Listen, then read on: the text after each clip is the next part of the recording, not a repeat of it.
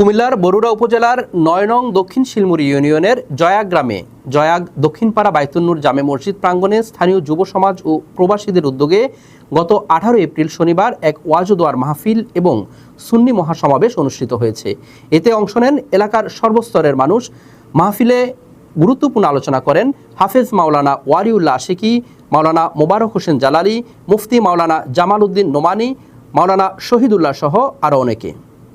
উদ্বোধন করবেন আমার নূরের নবী সাল্লাল্লাহু আলাইহি সাল্লাম, অথচ পা মোবারক নূরের নবীর আগে পড়বো না, বিল্লালের পা মোবারক জান্নাতে আগে পড়বো।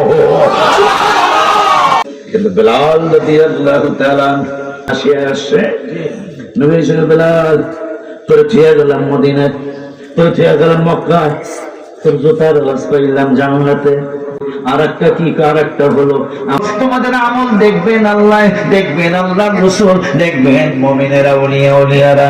আমি ইমাম আবু হানিফা রাহমাতুল্লাহি আলাইহি আমি